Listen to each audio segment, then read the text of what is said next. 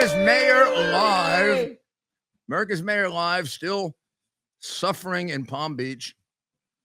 There I am, isolated from the cold, frosty, wintry, crime-ridden New York. Terrible way to live, isn't it? And I have with us one of the legendary baseball players, one of the great ones, one that I watched numerous times, and he made me cry because he used to beat the New York Yankees. Denny McLain.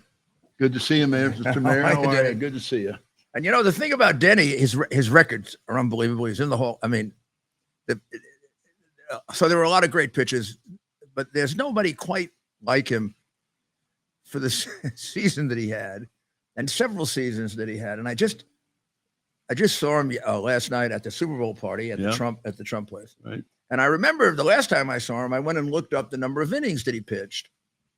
And I said, oh, gosh, it was like 250. What was 330? 331, I think. 331. Yeah. I couldn't retain 331. It was like, it's like telling me I should remember $50 trillion or something. But how could someone throw 300? That's 3 seasons. I accomplished a lot in 2020, exposing the truth, establishing the relationship with you, working tirelessly for America. And I came to know the work and value of the people at American Hartford Gold. You see, you buy gold not only for what you know, but you buy gold for what you don't know. American Hartford Gold is the company you can trust when it comes to buying gold. They sell physical gold and silver delivered right to your door or inside of your IRA. In the precious metals industry, they are the highest rated firm in our country with an A+ from the Better Business Bureau and thousands of satisfied clients. Give them a call and tell them Rudy sent you. And be sure to ask them what I bought. And if you call them right now, they will give you up to $1,500 of free silver on your first order. Folks, these are uncertain times. The one thing you can count on to protect what you have worked so hard for is physical gold and silver. So don't wait. Call them now. Call 833-GOLD-777. That's 833-GOLD-777. Or text Rudy to 65532. Again, that's 833-GOLD-777. Or text Rudy to 65532. When he come back from World War II, the Cubs offered him a contract for $350 a month. And he went and told my mother right away, who she wasn't my mother yet, but he told his wife, my mother, and said, listen, Betty, I've got a chance to go play with the Chicago Cubs. And I just want to do that. And Betty said, my mom said, you have two issues. Number one, you can go with the Cubs and play with your little kids, or you can come sleep with me and get married, and maybe we'll have some children. And I guess we know what he did. Isn't it amazing how the game became second class? Yeah. And also, I remember listening to stories of the Dodgers and the Yankees in the 50s. Sure. When I did a big ceremony for them, for the anniversary of the Dodgers winning the World Series. And a lot of them told me they had second jobs. They all had second jobs. Everybody. They all worked during the winter. And some of them even would sneak in a little work during the season. We all did. I listened. They needed the money. I wound up with a music degree. I'm, a piano organ player. I was with the Hammond Company for 25 years. And that kept me alive after the game had finished. Oh yeah, 25 years. I had a deal with them. That was just the most wonderful thing in the world. We didn't starve. A lot of guys starved. A lot of guys had to go to the organization that we have in baseball. Oh yeah, BAT, baseball's assistance team, used to give players money and still do today. Guys who get in a lot of trouble financially and what have you, or for whatever disasters, fire accidents, and BAT will write them a check to help them out of trouble. And if you won the World Series, what would you get? Like last night. Ted, do you know how much they got for winning the Super Bowl last night? What the amount was? I have no idea. Somebody gets a car though. It's about trip to 500. Disney World, Yeah, right? it's about 500,000, I think. Per And player? the losers get Yeah. about 2 or 3. And the, about and the 200. losers Yeah. make money too. Yeah. How much did you get for about the 200 grand. The Listen, losers get 200 grand. the Listen, 68 World Series? We made so much money in 1968 after the World Series, you wouldn't believe it. We made 10 grand. Whoa! Each player got 10 grand. 10 grand each player. Mayor, they still talk about the 1968 Detroit Tigers in Michigan, of course, Yeah. right? Yeah, I mean, that is a legendary year. it is. 30, the last pitcher to win 30 plus games. Right. That still stands. Right. I mean, we'll never see. It's very unlikely nowadays with I how don't it's think we'll done. ever Well, see how many 20 20 game winners are we Sure going we'll to? see 200. Listen, 31 and 6. It's tough. I It's don't tough see- to win ball games when you only pitch 5 innings. That's Right. one of the greatest problems. You know, they throw 100 pitches, 90 pitches, 95. All of a sudden, they're pitching up rather than down. Yep.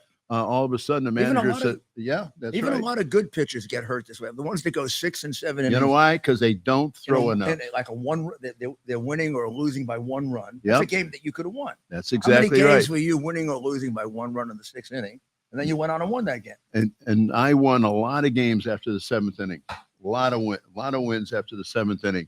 And we didn't have what you would call the monster like the Yankees had with their great big wonderful relief pitcher. What was his Brian name? Doran? Or- No, In 68? no, in the 60s? no. The Mariano Rivera? Mario Oh, Rivera. That's Right, the right. mayor's favorite player. One of Yeah. your top Oh. 3. He's one of my top 3 favorites. Yeah, I mean, what a great player he Just was. as great it is. I think of him as being the best player at his position in baseball. Probably At his maybe. position. Like there's nobody else. Yeah, When you think of the greatest hitter, Babe Ruth, but then you got a bunch right behind Babe Ruth. sure you do. You can't even think of the best pitcher. It's impossible. I mean, you got 20, You can't. 30. It's you could- impossible You because fight all night about the best pitcher. I mean, listen, you go back to Cy Young. You go back to I mean, who- some of those guys. I mean, none of us saw or them you think- pitch. or you see- and for different things. Pitchers are Right. great pitchers.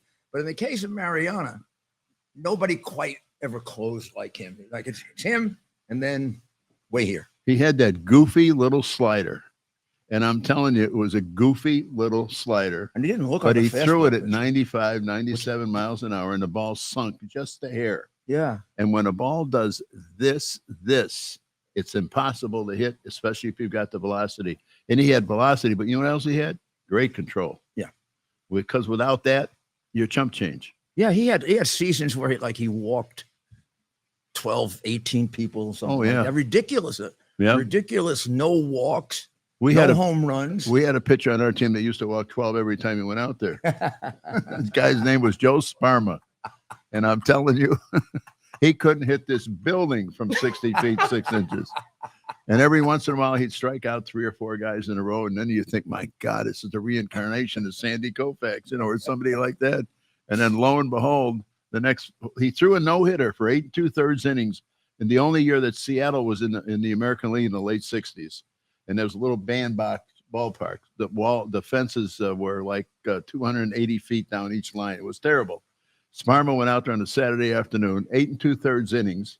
He had a no-hitter going, and it struck out about 12 or 14 guys. Now he's got 1 guy left to get out, and he walked the next 3. Don Mincher come up, hits a grand slam home run. Guess what? We win 8-7. Can you talk about some of your experiences, Denny, playing the New York Yankees? Of course, at this time, the mayor was going to plenty of games. I'm sure you may have even been at a game he was John pitching. Ryder was, yeah. Talk about the Yankees during that time. I'd say like the late 60s.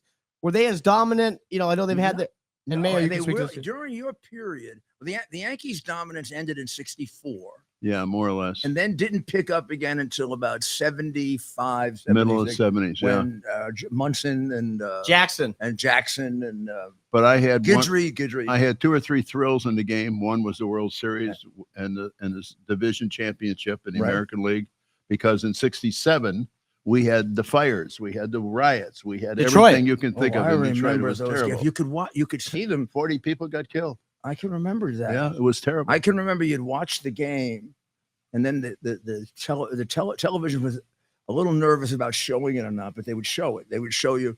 I remember also in Washington, they would show you the town burning. The smoke. And, Yeah. and here you're watching a baseball game, and Detroit's on fire. Washington D.C. is on fire. The Well- Bronx was on fire.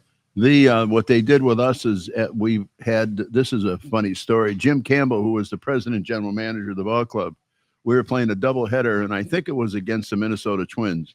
And lo and behold, Jim Campbell has got 52,000 people in that ballpark in 1967.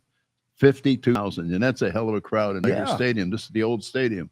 And the chief of police and the military come up to see Jim Campbell in his office and said, listen, we want you to get everybody out of here. There's a terrible fire out there. We don't know how far this riot's going to go, but there's people who are getting shot out there, and we want everybody out of the ballpark.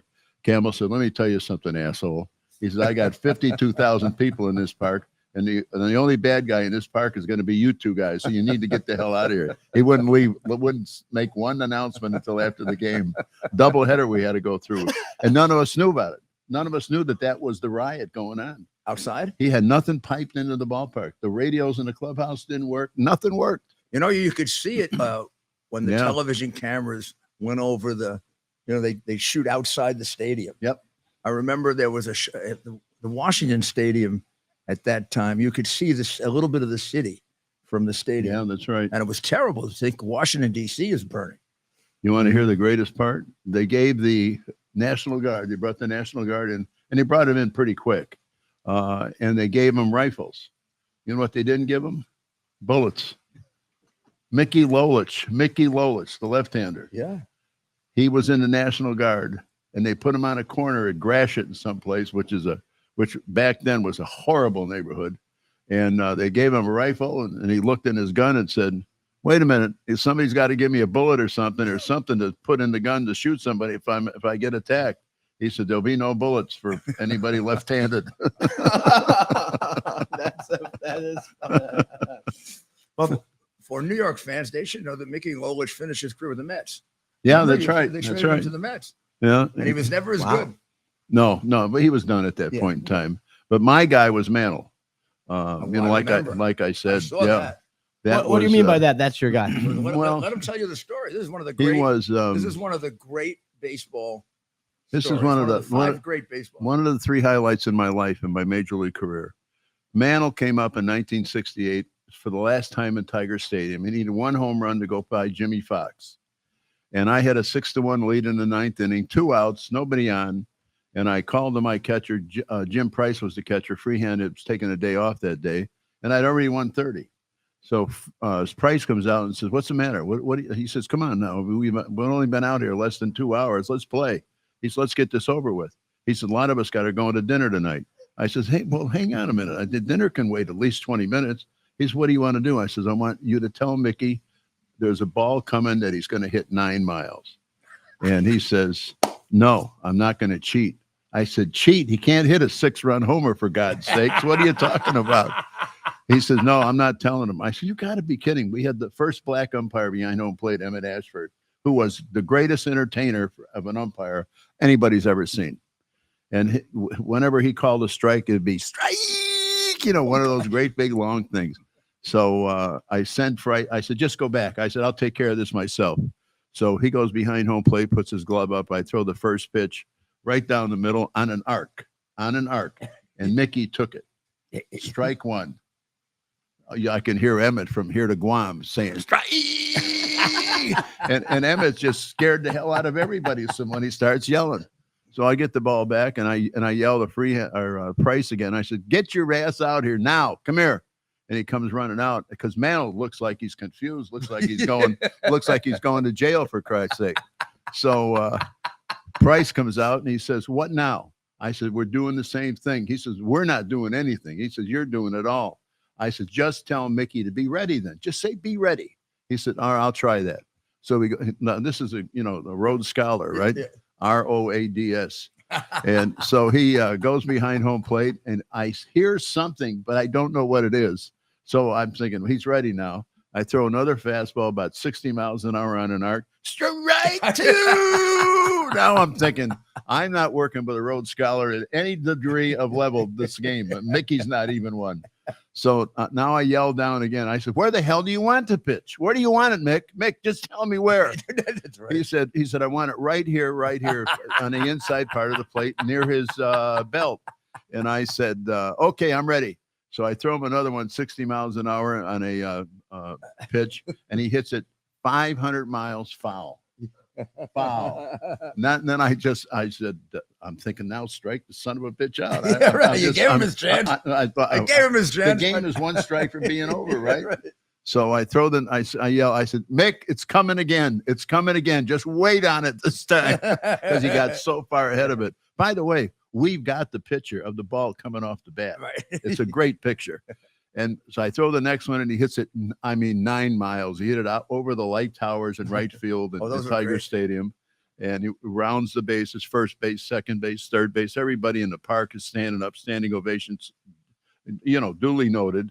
And everybody was just screaming for him. And our guys were hugging him, kissing him, whatever else they wanted to do to him. And but they were having a great time.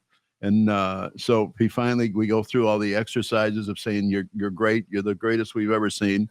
And the next hitter is Joe Pepitone. Joe Pepitone gets in the box and says, hey, throw me one of them too, He says, I'm your friend. I'm going to be here next year. I'll help you. You help me. He says, I've got a bar. I got a restaurant. So I said, yeah, Joe, be ready. And Joe heard everything I said, and I threw him a fastball right behind the ears, almost killed him. He called me every name in the book. Every name you can think of. He was a funny guy, Jeff. Oh, he's still funny. I did his 25th wedding. His wow. His 25th Wow. his weddings. His wig fell off that day. We didn't know he had a wig. Oh, and the wig wound up on the chest protector of Emmett Ashford. In the breeze, blowing in the breeze. It was unbelievable. He was a Yankee who began his career, one of the few, first swing of the bat, home run. Is that right? First swing of the bat, Yankee Stadium. Mostly guys have a hard time. Even Mickey Mantle when he first started. Yeah. Mays when he first started at Polo Grounds. Mays was so bad they almost wanted to send him down to the minors. Yeah, that's right. Before he started hitting. That's right. And then they catch on. And I remember the first game that Giambi was at Yankee Stadium, they booed him. Yeah, that's he went right. 0 for 4. Yeah. He went 0 for 4. The Yankees expect you if you get a home run every game. And Pepitone comes in, and the first thing he does is hit a home run. It had the Yankee fans totally shocked. And then he was a great athlete because he wasn't a terrific. bad center. He used to play first base. First base. They put him out in center field. He made one of the greatest. When did they ever turn a first baseman? Listen, he made one of the greatest plays I've ever seen in my life. There were men on first and second against our club, and our guy was bunting. I don't know who our bunter was, but Norm Cash. Norm Cash was supposed to bunt. A great player. He was supposed to bunt. Right. But you don't ever ask him to bunt. I can't imagine. I can't even imagine Norm Cash. But imagine him getting the bunt sign, and he's going to lay down the bunt, right? So he fouls the first one off, and then he looks down. He gets the bunt sign again, and this time he ignores it. And Pepitone, because Norman had faked the bunt the first pitch, Pepitone come running down that 90-foot line, and about 25 feet from home plate, Norman hits a line drive, knocks him on his ass. He caught the ball. He caught the ball. It was the greatest catch I've ever seen, because if he doesn't catch it, he's dead.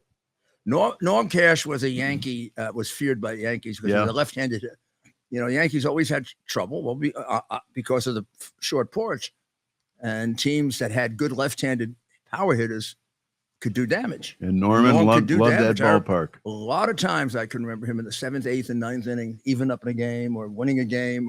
Well, Norman always wanted to hit second or third when we come into New York every time, because he got up one more time that way. Yeah, people don't realize that the ballpark was built for Babe Ruth. Right.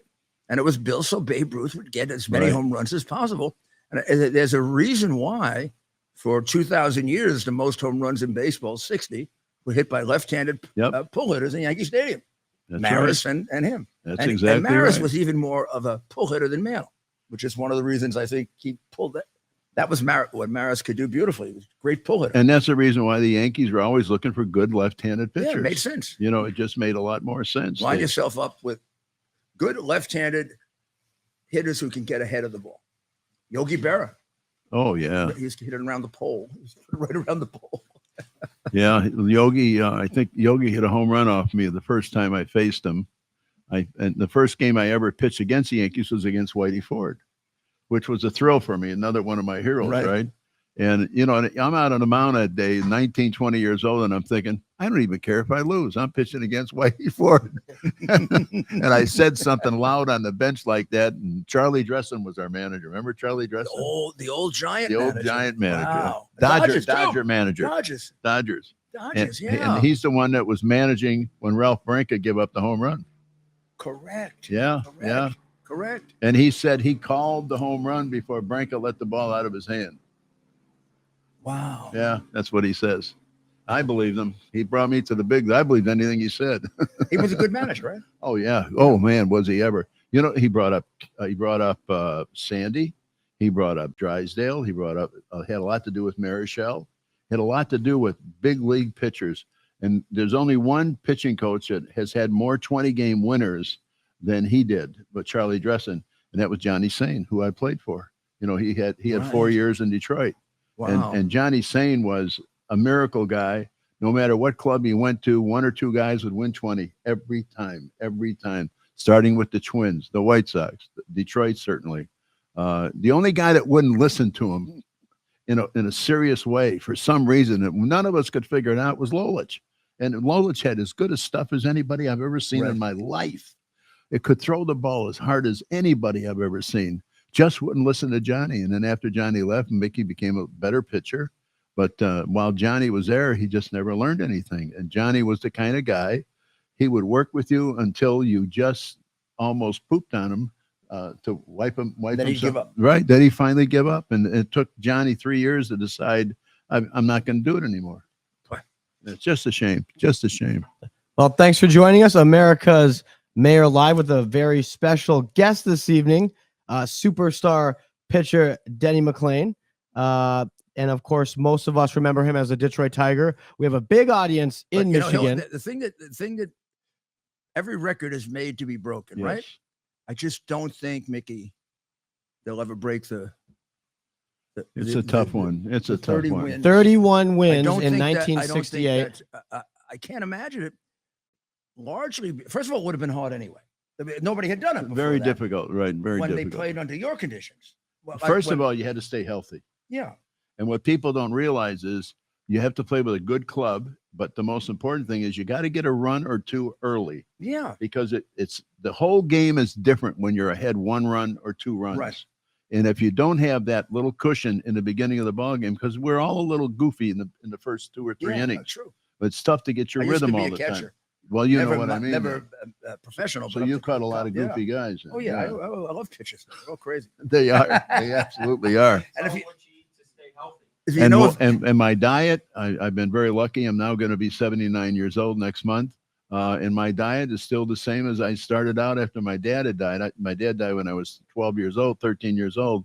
Twinkies and Diet Pepsi, it works. For breakfast, lunch, and dinner. Breakfast, lunch, and dinner, bud. But guess what? You got it. Hey, I'm here, right? Yeah. I'm here. Bet you never thought you'd get diet advice. So comment below. We got a lot of people tuning in tonight. A lot of great comments, questions. Let us know where you're tuning in from, of course, and questions you may have for Denny McLain. One question that we have, both of you have won big in your professions. What does it take to win in life? And that's a big open-ended question, but any advice, right? You're growing up. At some point, you realize I got something special here, right? And certain things are happening, and you realize I'm at the top of my profession. How do you handle that, and what does it take to get there? I think, first of all, when you have success, number one, when we had our first child, life got different. Life became really, really serious. And then we had number 2, number 3, and number 4. And that was the most fun I've ever had in my life, is having 4 children, by the way. But I got to tell you that the dedication, the exercise, during my winter times, when I wasn't traveling for Hammond or somebody, or Pepsi, Pepsi was the other company I sponsored. When I wasn't doing that, I was bowling 100 lines a day at a bowling alley every day. 100 lines a day I used to bowl 6 days a week, all winter long. And it kept me in great shape. It made my arms stronger because I had a bad rotator. Oh, yeah. Listen, it made my arms stronger. It built some great muscle in the upper chest. and my legs were just, I've never had better legs in my life than I did when I played. What an interesting thing to do it. I found that for me, it's concentration. Yeah. You got to set a goal, and you got to work hard and concentrate and put all of your energy into it. So sometimes if I'm involved in something very big, I'm very bad. Like when I was trying a case, I couldn't think of anything else. So thanks for If I were trying a case, I would go to bed at night. I'd bring the files to bed with me. I wake up in the morning. First thing I do is work on the file. And somebody wanted to talk to me about something. All I thought about was that case for that period of time, because there was just a certain period of time in which you could accomplish it, and you didn't want to waste it. And I always thought that concentration was the key to success. See, you had hundreds of pages of stuff you had to read every night. I only had to worry about a fastball, curveball, slider, and changeup. You had to worry about all those pitches. Right. I know what that was like. You got to worry about all those pitchers, and there's always one or two guys in the lineup that bother you more than others. Sure. And then sometimes it's the guy you're not thinking about that hits the home run against you. Boog The Powell. number 9 guy hits the home run. Boog Powell. He was a great player, though. I hate him. Boog Powell used to kill me, and used to yell out in the on-deck circle, "I'm coming up next. I'm coming up Get next." out of here. Oh, I'm not kidding. You know, Willie Mays, who was my client at one time and is a good friend, but Willie Mays told me that, he was friendly with everybody. He's something like Yogi Berra of the National League. Very much so. Yogi would talk to everybody, and everybody loved Yogi, and everybody loved Willie. Nobody would say a bad thing about him. He says there's only he was talking to me once. We were going to court. We had a long ride, and there had been a big fight in baseball the night before. Let's say it was the Cleveland Indians and the Minnesota Twins. They had a big fight, and it had been on all over television. And Willie was really upset. He said, "I never fought over that. I got hit one time." He said, "I had the record being the most hit guy in baseball." I'll bet. And he said, "I just took it. I knew I hit a home run. They were going to hit me." Game.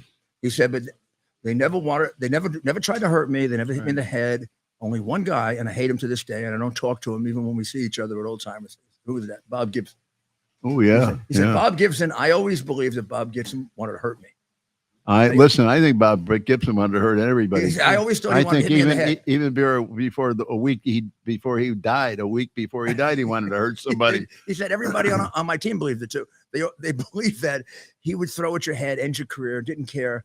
He said sometimes when we would get into fights, guys would go up and say, "Don't you know we have kids to support?" He would just look at you like, "I don't care." He said, "I still to this day I'm scared of him." Because he pitched the greatest ball game I've ever seen in a World Series. One game, He struck out 17 of us. Yeah. Of course, there's a little magic in there. We did not know. They used to close center field in St. Louis all the time. That day, opening day of the World Series in '68, they allowed all the people with white shirts to sit in center field. And Gibson threw from 3/4. I threw from overhand. It used to be illegal, theoretically, right? Theoretically, it was illegal. We complained about it. Oh, yeah, we complained about it. And the umpire said, "It's too late now. Too late now. Too late now." Big black thing up. And see, That's right. There's probably rules now, and they don't have seats back there. But right? It's usually like a hole. But I was overhand, so I was above the white shirts, and he was 3/4. He was right in the middle of the damn white shirts, and he struck out 17 of us. And when Cash went up the first time, he struck out on 3 pitches. He says, "I never saw one. Wow, never saw the pitch." He says, "The ball's coming out of something. I have no idea what to do." He struck out everybody that day. It was unbelievable. What stuff he had that day. So I have to check with Ted. Any more balloons, Ted? So we're monitoring now. Where are we at? 4.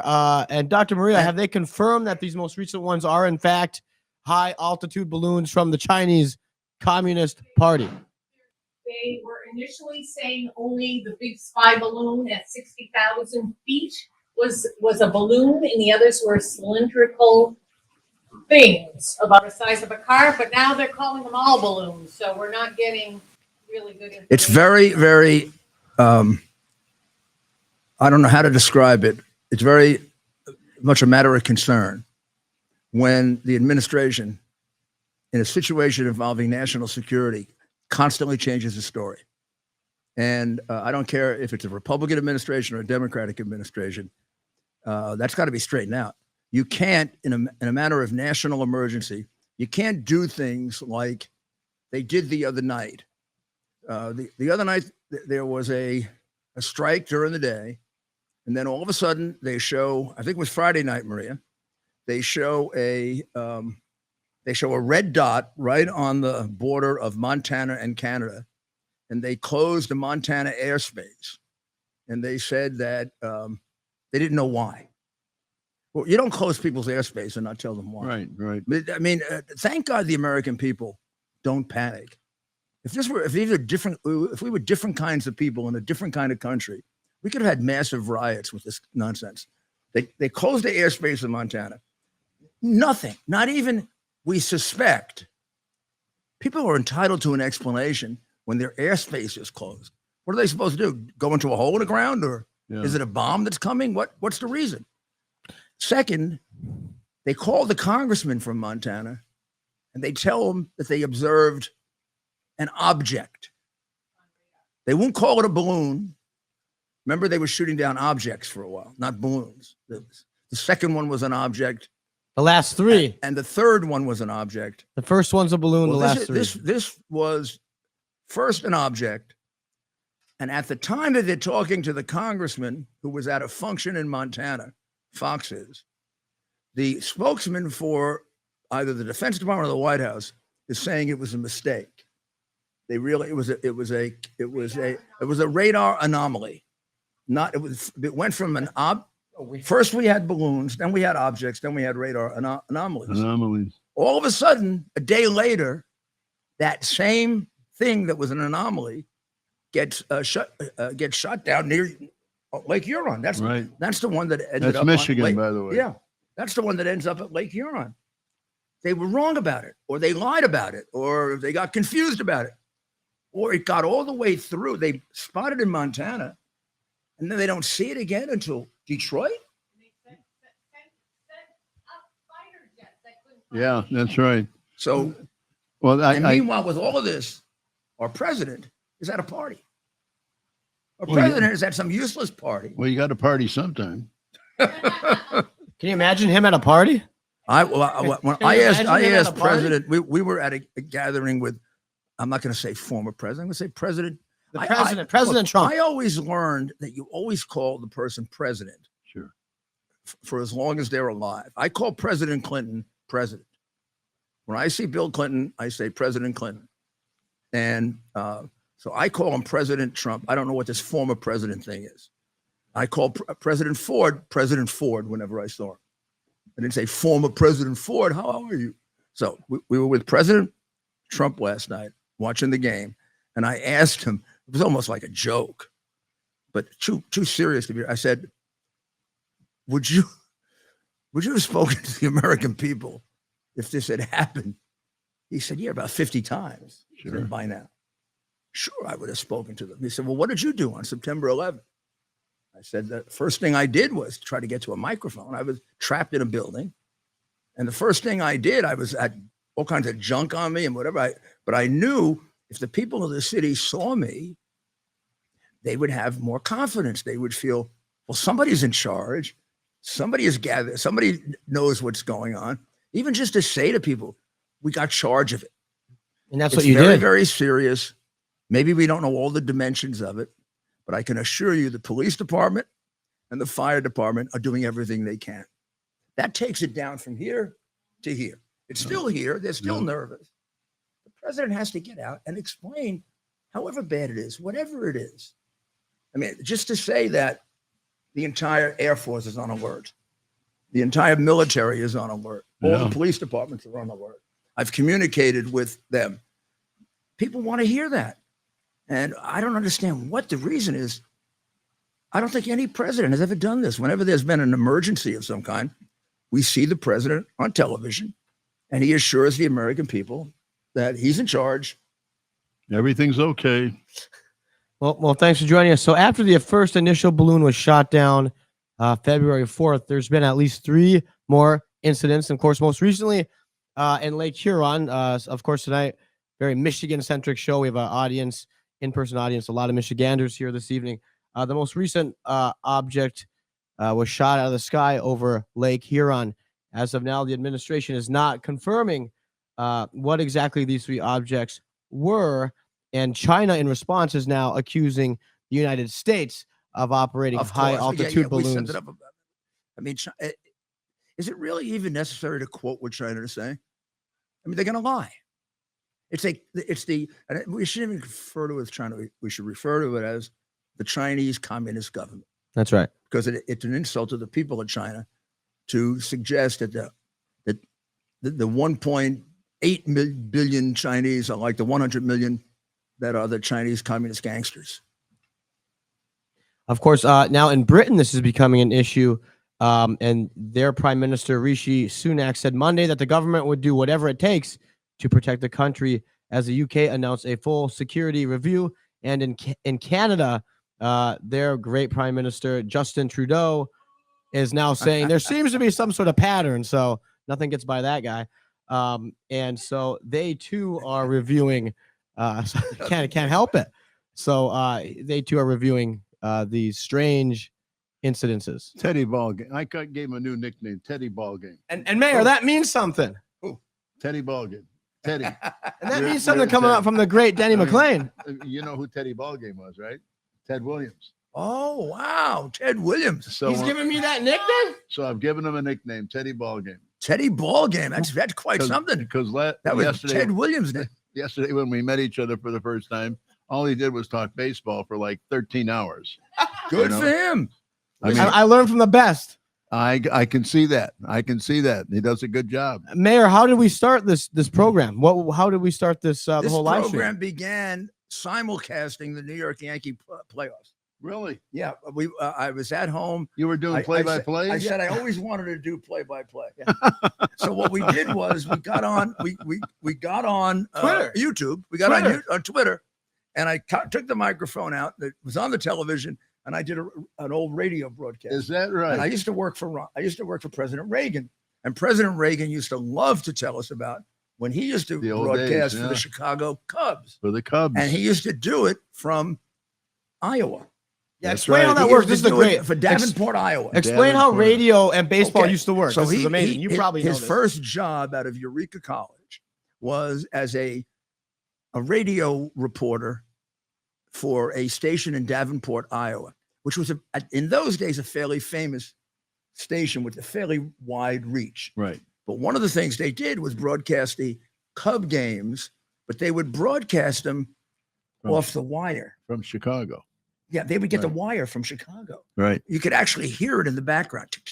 Yeah, that's exactly. And then they would announce, so and so is at bat and strike one, and pitcher, and they do the whole thing. Pitcher goes into the windup, swings around his leg. In comes the pitch. Strike one. But all they have is the reading of each pitch. What happened? That's all they had was the ticker tape. Pitcher's rubbing up the ball. Pitcher's standing on the mound, delaying a bit, rubbing up the ball. Rubbing up the ball, goes into the windup, swings around, ball one. He said every once in a while, it would go out. All of a sudden, tick, tick, tick, stop. In the middle, a guy's at bat, counts 3 and 2. He's been fouling off pitchers. First trick was foul off. Right. Oh, he fouled one off to the left side. Oh, he fouled one off to the right side. He hit that so hard it went over the fence of the ballpark, out of play, of course, out of play. He says one time it went about 3 minutes. When he picks it up, the game is an inning later. He's got about 8 batters to go through. So he tries to fake it for a little bit. They get to a break, and during a break, he does 2 innings in about a minute. That's incredible. My father-in-law did color for the Cubs for 27 years. Lou Boudreau. Hall of Famer. Yeah, my father-in-law for 53 years. Weren't there other Boudreaux that played baseball? Not to my knowledge. Oh, no, he was. Was he a catcher? No, shortstop. Shortstop. Yeah, right. He was great. He was a great player. Right. He led the American League in hitting one year. I think he hit 350, 360. I mean, he hit lots of home runs from time to time. But he always had bad wheels, just terrible wheels. And that's what kept him out, maybe even being a bigger star than he was, because he was huge. Was he on that Indian team that 48? He's the one that managed it. He's the one that had the 4 20-game winners. Wow. Yeah. Was he the manager? He was manager. 24 years old manager. What do you think of that? 24. Player manager. Player manager, shortstop every day. They had player managers when you were playing? Yeah, they no, did. my father-in-law. They, Oh, okay. They had player managers every They once may in have a had. while They in may the have had it 50s. even with me once in a while. Maybe in the 50s. Yeah. It went up until the 50s. I was still in grammar school in the 50s. Okay, I'll give you one that I can think of was the last. Was Yogi Berra when he managed the Mets. He managed and played. And Wow. played for the Mets. That's Only for, right. Only, That's for, just- only for a few games. Though. Yeah, it was a few games. He tried it. Because man, it's tough to do to play both places. It's just impossible. I can't imagine that's easy. So thanks for joining us. A very special edition of America's Mayor Live with America's Mayor, Rudy Giuliani, and very special guest, the last pitcher in Major League Baseball to win 30-plus games, the great Denny McLain. Many of us know him as a Detroit Tiger. Thank you very much. But of course, he's played in a number of cities. And Denny, we're getting a lot of questions from our viewers this evening, and they really want to know what, outside of winning, being a 30-game winner, that is, of course, what people remember you most by. But what's something else about you in your playing career that maybe people don't remember as much because that's just the overwhelming thing that they bring up? Well, I think. What are you most proud of, I guess? As far as something personal, I hit a home run on my first bat in the major leagues. That's Yeah, amazing. so, That's amazing. So that has to put you with only a few pitchers. there's only a few of us, Yeah, right? Gotta be And only a few pitchers. and by the way, they after the ball game, and this was September of '63. After the ball game, they released that pitcher with the White Sox right away. No, they got rid of the guy. That's Yeah. true. That's not a His joke. name. That's not a joke. I know. I could see it wasn't a His joke. name was Fritz Ackley. Poor guy. Fritz. I, dear God, I hope you're dead today, Fritz. Don't take it. Please don't take it personally. Please don't take it. Oh boy, was that a jerk? That's too- Oh my God. Poor guy. Fritz, if you're listening, I'm sorry. I didn't mean to. I don't mean you gone, but I mean I was really unhappy that they took you out of the game. And they fires you. So a couple questions we want to get to for sure.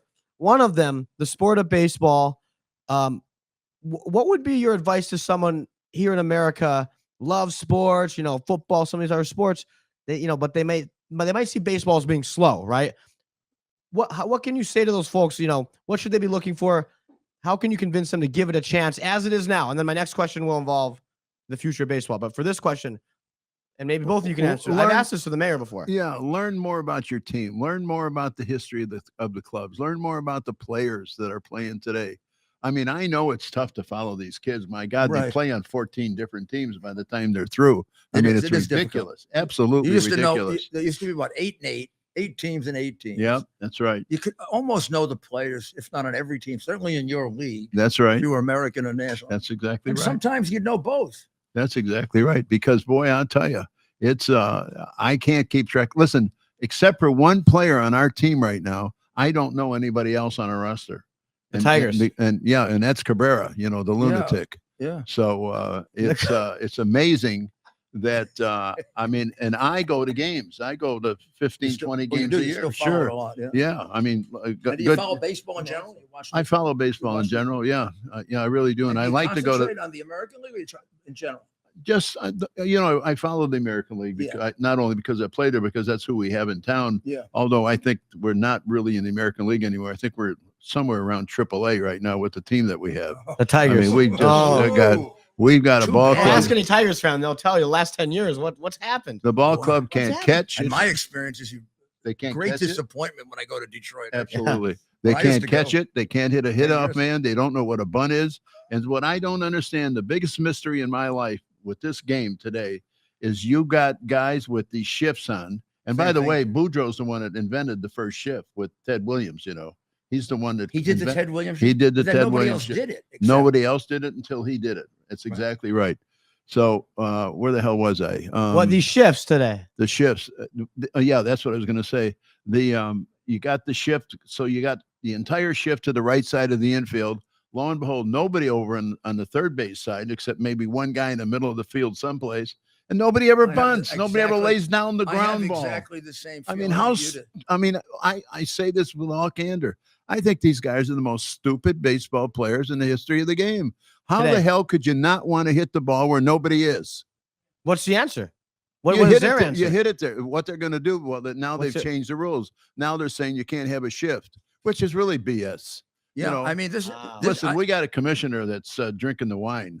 You know, I mean, What do you think of I am him? so Maria dis- and I- Manfred, Robert I- Manfred. Maria and I have an interview with him about this very subject, Do you? and we do. Well, you The tell shift? You call me. About 3 years ago. About did 3 you? years ago, and it was in England. We did it in England when the Yankees played the Red Sox. when the Yankees Oh, played the the Red Sox, in London, and we asked him about the shift, and he said the same thing you did and I would about the shift when it first came up.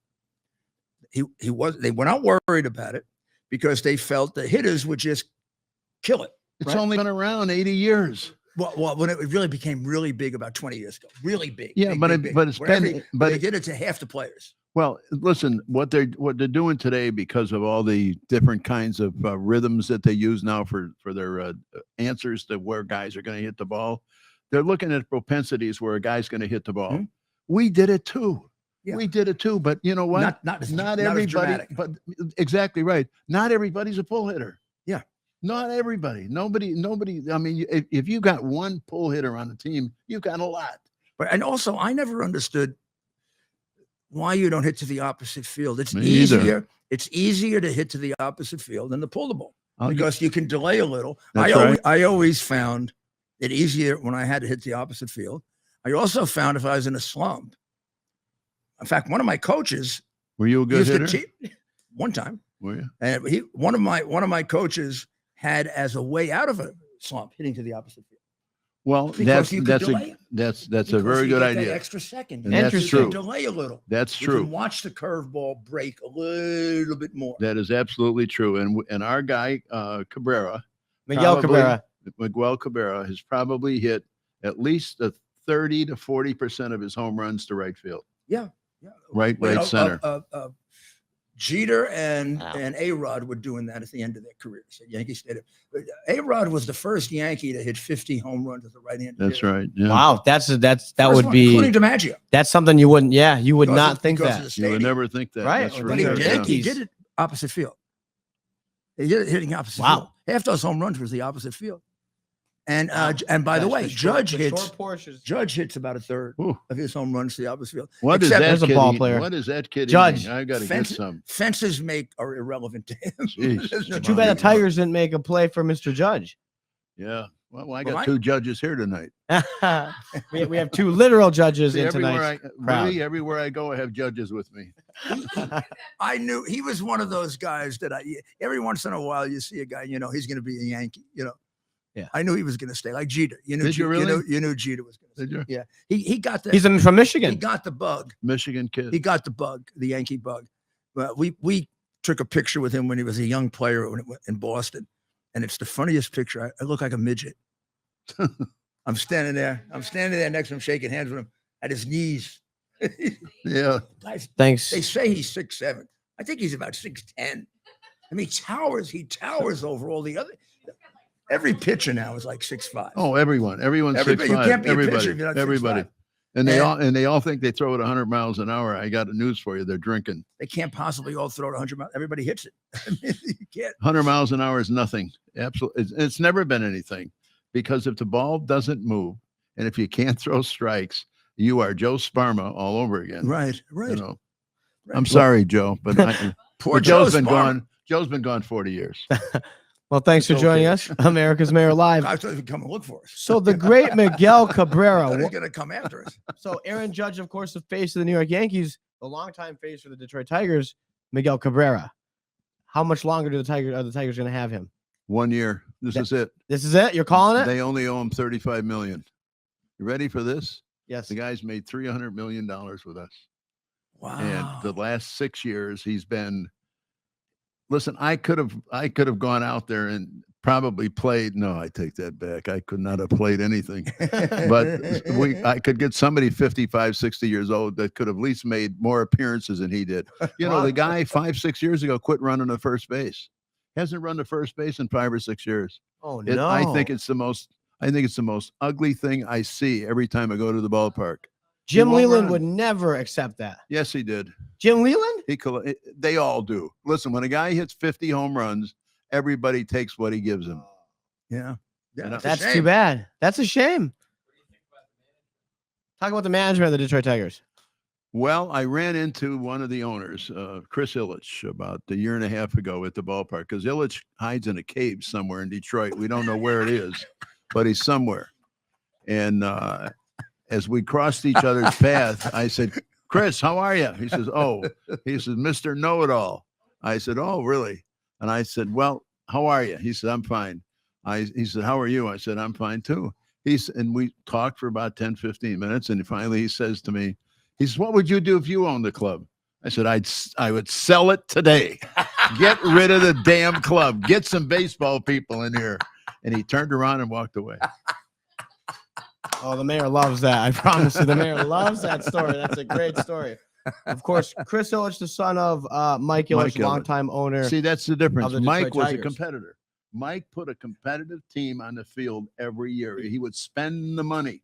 Yep. Chris Illich took the club, and this is, and I'm only trying to remember all of it, but our payroll when he first took over the club, I think was like $150-60 million, and he cut it back to 75 million. You can't put a major league team on the field for $70-80 million. Not If nowadays. you're going to compete, you got to compete. Yeah, you've got to go. You got to go for the players when That's they're right. available, and you got to make yourself competitive with the other teams in your division. And Right. Mike Illich not only went to Detroit Tigers, but he owned the Detroit The Red Red Wings, Wings. and they were Always. the Yankees of the NHL. Right. When with my 20 years and I ago. say this with all due reverence, what I'm about to say, and I know people in Detroit are going to really get hot. But we brought Steve Yzerman back to coach the hockey team. Steve Yzerman has always been a god in Detroit, right? Yep. One of the nicest people I've ever met in my life. I've always said he was too nice to be a coach or a general manager or anything else like that. And I'm telling you, ever since Steve came back, we stink.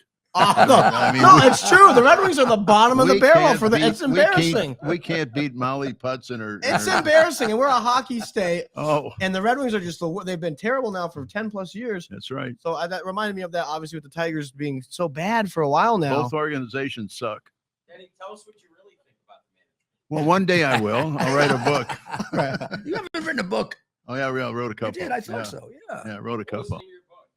Nobody's perfect, and then the second one's I told you, damn it, nobody was perfect. That's great. I thought it was reluctant to express my opinion. Yeah. So we're winding down just 7 minutes I to go. I have to bring up a story from last week that doesn't get covered because one of our functions is to go around the censorship that takes place in American news today and tell you the stories that the establishment doesn't want you to hear. We know all the problems with the FBI, but I'm going to tell you one that has me, I don't even know how to describe. By the way, I've had problems with the FBI too. But I can't describe to you how angry I am about this. I'm going to try not to be angry. But a week ago, a memo was discovered in the FBI offices. Now, this is an official FBI memo. I've read it. I've seen a million official FBI memos. It comes from the Richmond office. And it is a long description of a group that has to be focused on as suspected white supremacists, violent white supremacists. It's like a characteristic you should look for and be careful of if they display it. It's if they are a traditional radical Catholic. And you've defined a traditional radical Catholic. The FBI agent wrote this. If they seem to go to the Latin Mass. If they go to the Latin Mass, they are traditional radical Catholics, and they should be put on the white supremacist list, which now is just at one notch below the terrorist list, thanks to our crooked Attorney General. And well, the FBI disavowed it. But can you imagine? Let me just change this for a minute. Suppose the FBI agent had said, if you go to the if you go to the mosque and you spend a lot of time praying to Muhammad, you're going to be suspected of being a radical Muslim, and we're going to put you under surveillance. We'd have a revolution, wouldn't we? Yeah. The FBI agent would be fired. The head of the office would be fired. Anybody who touched that memo would be fired.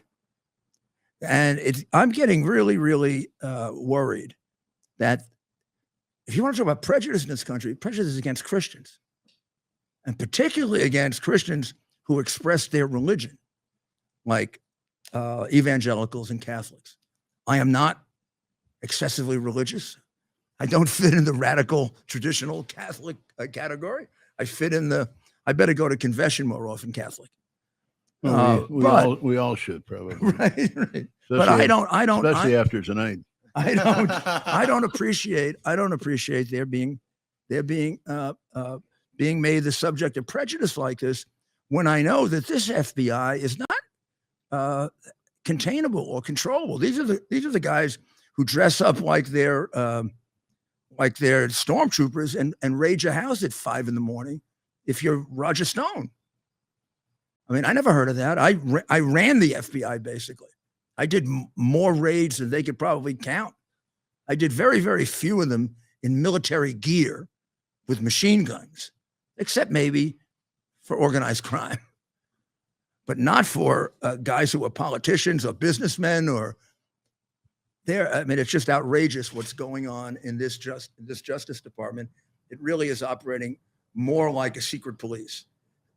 Second, if you want to stay on religion, Bishop Roland Alvarez, who is a bishop in Nicaragua, was placed in prison for 26 years today by Danny Ortega, someone I think that Joe Biden looks upon very favorably, as he does most of the communists in South America.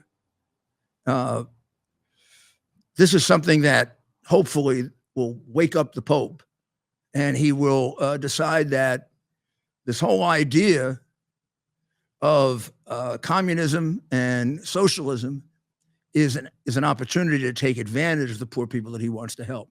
I can't believe that the Pope has confusion about this, because the one thing the Catholic Church was always clear about when I was young and growing up was the evil of communism. It was probably the greatest foe of communism on earth was the Catholic Church.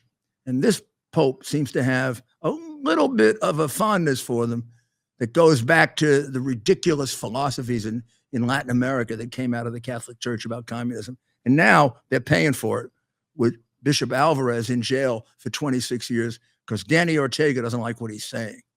This is what happens when this is what happens when you become communist.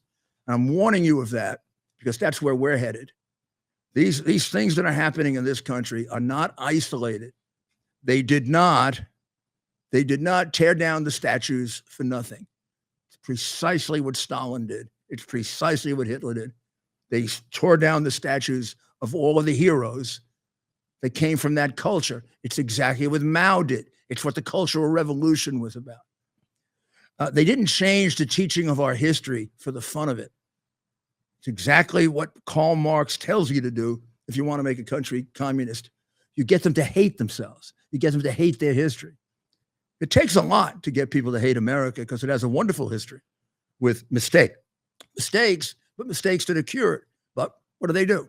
The teachers union constantly is trying to teach critical race theory and trying to teach the theory that America basically began slavery.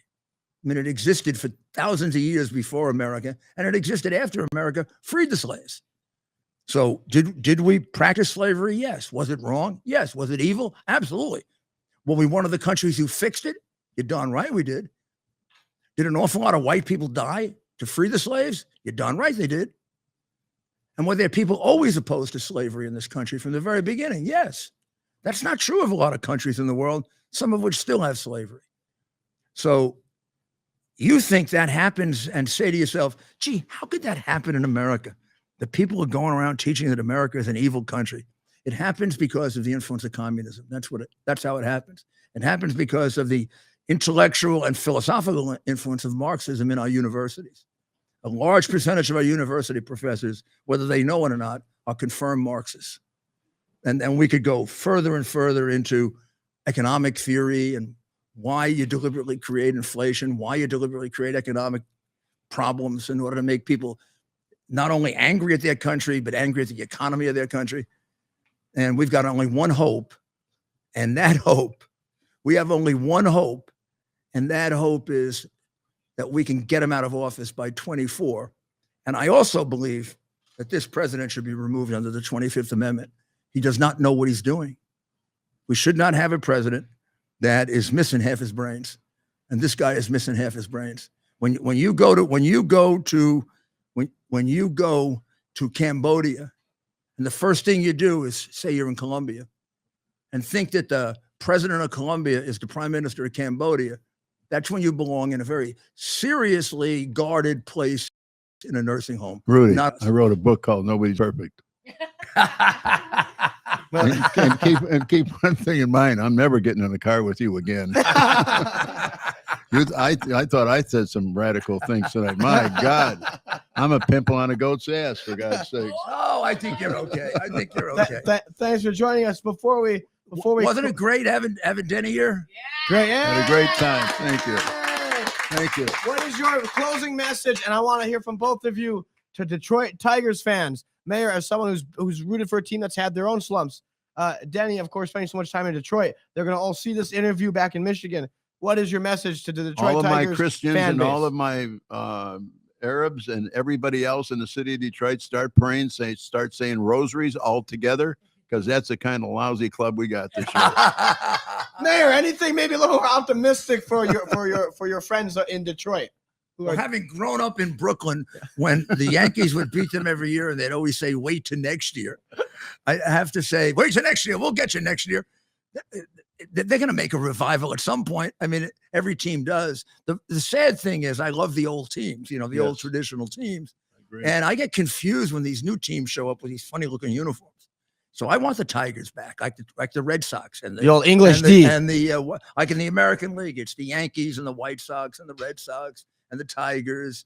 And what's that new team? The Guardians. That's named after a prophylactic. The Cleveland Guardians. The Guardians, right. Aren't they? You get 3 special Guardians. You know what? It's better than saying condom. You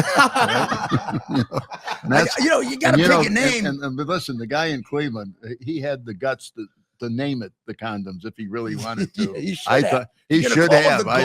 I said, make it what it is. It's a joke. Yeah. It's a joke what this commissioner made everybody do. We are the Guardians. Yeah, we're the Guardians. What a condoms. You get 3 for the price of 1. Yeah, that's right. Guardians are very secure. Thanks for joining us, America's Mayor Live. See you tomorrow night. Maybe between now and tomorrow night, the president may say something about the balloons. Who knows? Hey, Joe, wake up.